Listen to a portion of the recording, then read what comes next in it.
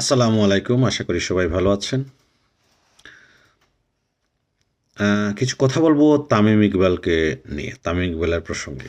কারণ এই বাংলাদেশ মুস্তাফিজের বিষয় নিয়ে মুস্তাফিজকে যে হিউমিলিয়েশন করা হয়েছে, যে অপমান করা হয়েছে ভারত থেকে, তাকে আইপিএল থেকে বের করে দেওয়া হয়েছে এবং সেটা বিসিসিআই থেকে করা হয়েছে। সেই বিষয়ে বাংলাদেশ দল নেক্সট টি-20 খেলতে যাবে না। যেহেতু তারা সিকিউরিটি গ্রাউন্ডে দেখিয়েছে যে মুস্তাফিজকে তারা খেলতে দিচ্ছে না, ওইখানে উগ্রবাদীরা তাকে আক্রমণ করবে, মানে আইপিএল বন্ধ করে দেবে, এরকম একটা অবস্থায়। তো এই অবস্থায় বাংলাদেশের পজিশন হচ্ছে যে হ্যাঁ, উগ্রবাদীদের যদি এরকম অবস্থা থাকে তাহলে তারা বাংলাদেশ টি-20 বিশ্বকাপ যেটা হচ্ছে সেটাতে অংশগ্রহণ করবে না। এটা একটা right decision, very good decision, এবং এটাতে কন্টিনিউ করাটাই দরকার। এবং আমরা দেশবাসী আসলে সবাই ঐক্যমতে আছে এটাতে, যে বাংলাদেশের যদি কিছু ক্ষতিও হয় হোক, কোনো সমস্যা নেই, কিন্তু আমাদের এই পজিশনটা ধরে রাখতে হবে, নতুবা তাদের মন যা চায়, যখন যেটা মন চায় সেটাই করবে। মুস্তাফিজকে আইপিএল থেকে বাদ দিয়ে দেওয়ার মাধ্যমে বাংলাদেশ দলের কোনো ক্ষতি হয় নাই। মুস্তাফিজের হয়তো প্রাইভেট পার্সোনালি তার ক্ষতি হয়েছে বা ক্ষতি হবে, কিন্তু যে হিউমিলিয়েশনটা, যে অপমানটা বাংলাদেশকে করা হয়েছে, বা যে কারণে সেটা দেখানো হয়েছে যে বাংলাদেশে নাকি হিন্দু নিধন হচ্ছে, কী বলে, সংখ্যালঘু বলতে তারা হিন্দুদেরকে বোঝায় যে হিন্দুদের উপর এমন নিধন হচ্ছে যেটা গণহত্যার পর্যায়ে, এভাবে তারা ফ্রেমিং করছে এবং মুস্তাফিজকে তারা ওই গণহত্যার পার্ট করেছে, ওটার অংশ হিসেবে তারা বলে তারা আইপিএল থেকে তাকে বাদ দিয়েছে, যেটা আমাদের জন্য চরম অপমানজনক এবং চরম মিথ্যা একটা কথা, প্রোপাগান্ডা, রাজনৈতিক উদ্দেশ্যে সেটা ব্যবহার করছে। এবং তারা যেহেতু রাজনৈতিক উদ্দেশ্যে ব্যবহার করতে চাচ্ছে ক্রিকেটকে, আমাদের বাংলাদেশ থেকে এটার একটা পজিশন নেওয়া দরকার। নো, ক্রিকেটকে রাজনীতি মানে টুল হিসেবে, রাজনীতির টুল হিসেবে ব্যবহার করা যাবে না, এটা আমরা মনে করি। ফলে বাংলাদেশের পজিশন হচ্ছে যে বাংলাদেশ নেক্সট টি-20 খেলতে যাবে না। এর আরেকটা বিষয় একটু এক্সপ্লেন করলে বোঝা যাবে যে বাংলাদেশ শুধুমাত্র মুস্তাফিজকে যেহেতু তারা সেখানে নিরাপত্তা দিতে পারছে না, ফলে বাংলাদেশের বাংলাদেশের দলের আরও পরিবারেরা যাবে, দর্শক যাবে, আরও অন্যান্য সংবাদ সংগ্রাহক অনেকেই যাবেন সেখানে। ফলে তাদের নিরাপত্তা কীভাবে দেবে? প্রত্যেক দিন তাহলে পথে ঘাটে হেনস্থা হতে হবে আমাদের দর্শকদের, আমাদের সাংবাদিকদের, আমাদের পরিজনদের, ক্রিকেটারদের। তাহলে সেটা নিরাপদ না বাংলাদেশের জন্য। ফলে একটা চমৎকার সিদ্ধান্ত নিয়েছে বাংলাদেশ ক্রিকেট বোর্ড। ধন্যবাদ আমিনুল ইসলাম বুলবুলকে, বোল্ড ডিসিশনের জন্য, রাইট ডিসিশনের জন্য। তামিম ইকবাল সাহেব এসে বললেন কি যে না, আইসিসি এইরকম ইভেন্টগুলো মানে বর্জন করা উচিত না। বাংলাদেশে আইসিসির মাধ্যমে 90 থেকে 99% টাকা নাকি আইসিসির মাধ্যমে আসে, বাংলাদেশের যে ক্রিকেটের যে ফান্ডটা তৈরি হয়। যদিও সেটা ভুল প্রমাণ করেছেন আমিনুল ইসলাম বুলবুল। তিনি বলেছেন যে 50 থেকে 60% সেটা ইয়ের থেকে আসে, আইসিসির থেকে আসে। আবার এটাও ঠিক যে আইসিসি বাংলাদেশ থেকেও সেটা আয় করে, কারণ বাংলাদেশের বিশাল একটা দর্শক টিভি সত্য, মানে সব কিছু মিলিয়ে তো বাংলাদেশ একটা বড় পার্ট। পাকিস্তান, বাংলাদেশ মোটামুটি ক্রিকেট বিশ্বে বড় দর্শকের সাইজে, মানে এখানে বেশি ক্রিকেট দেখে মানুষ। আর এটা হয়তো দেখার থেকেই, ভিউইং থেকেই তো হয়। ফলে বাংলাদেশও এটার একটা পার্ট।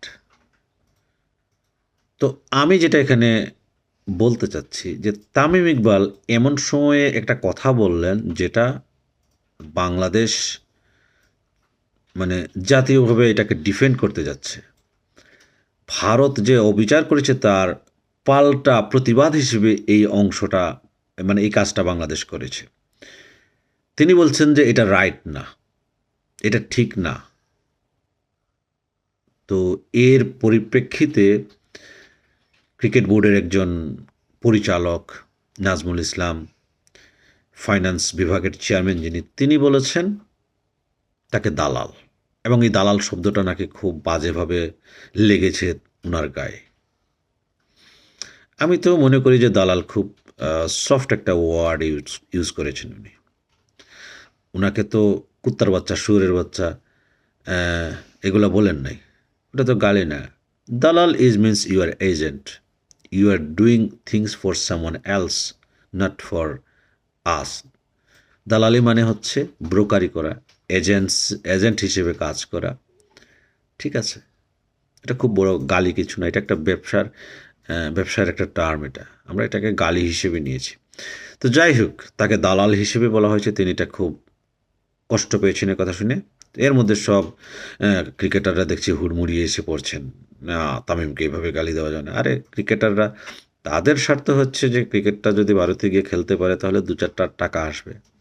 হ্যাঁ, টাকা আসবে, কিন্তু আমাদের মান সম্মান বিকিয়ে ওই টাকার চিন্তা করছেন আমাদের ক্রিকেটাররা। এটা খুব সুন্দর জিনিস? মোটেও না। ক্রিকেট মানেই বাংলাদেশ নয়।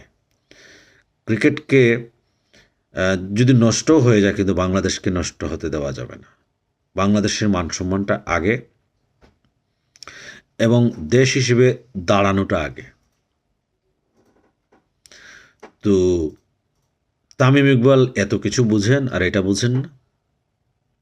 শুনেন, তামিম ইকবাল একটা চরম ভুল করেছেন, এবং আমার মনে হয় যে ওই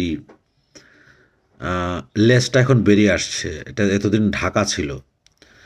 তামিম ইকবাল যে আসলে এই গত ফ্যাসিস্ট সরকারকে তারা প্রত্যক্ষ বা পরোক্ষভাবে সার্ভ করেছেন, এটা হচ্ছে, এই ওয়ার্ডটা হচ্ছে তার প্রমাণ, এই কমেন্টটা হচ্ছে তার প্রমাণ। এখন হয়তো ঘাটলে আরও অনেক কিছু বের হবে, কারণ তার চাচা, আপন চাচা আকরাম খান, তিনি তো গত সরকারের সময় এই ফ্যাসিস্ট সরকারকে সার্ভ করেছেন। আচ্ছা, একটা জিনিস কি, যদি কোনো মানুষ যদি আসলে মনে প্রাণে মনে করে যে গত সরকারের সময় যারা কাজ করেছে, তারা যদি মনে করতো যে না, এই সরকার রাইট কাজ করছে না, এটা অন্যায়, অত্যাচার, এটা দেশের জনগণের উপর, একটা অংশের উপর, তাহলে সে কি কাজ করতো? বিবেকবান মানুষ কি কখনো গত সরকারের আমলে সার্ভ করতো? যাই হোক, আমি আকরাম খানকে কিছু বললাম না, উনি একটু ভদ্রলোকের গুছের মানুষ, তিনি হয়তো ওইভাবে কথা বলেন না, কিন্তু বেনিফিট নিতে গিয়ে তিনি ফেসিস্টকেও যে মানে ফেসিস্টের সাথেও যে হাত মেলান, এটা হলো তার প্রমাণ। আর তারই তো ভ্রাতিজা হচ্ছেন এই তামিম ইকবাল।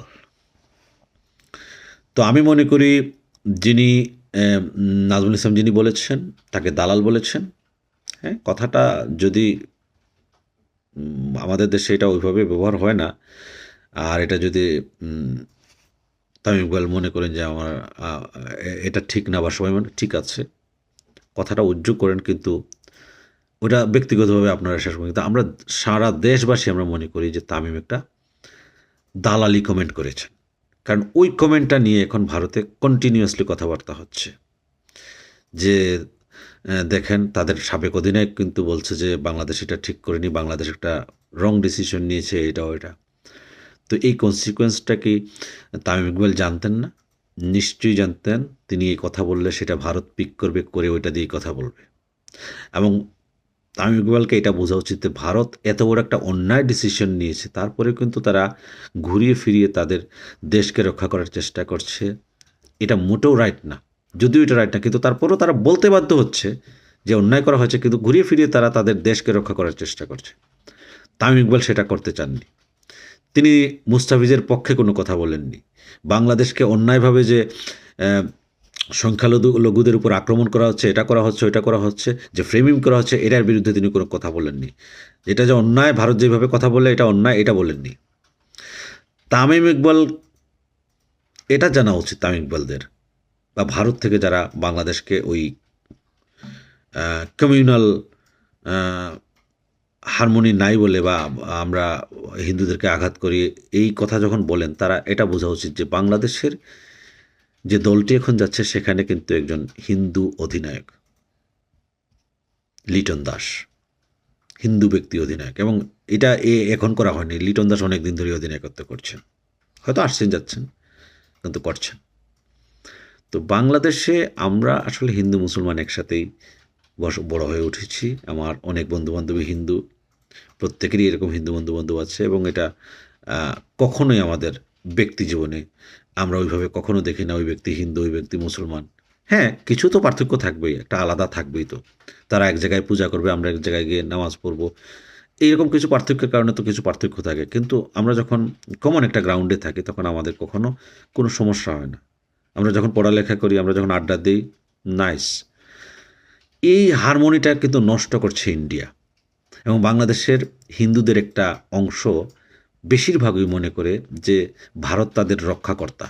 মোটেও না, আমি পরিষ্কার বলে দিচ্ছি আপনাদেরকে যে ভারত হচ্ছে আপনাদেরকে ব্যবহার করে তারা তাদের ফায়দাটা নেওয়ার চেষ্টা করবে।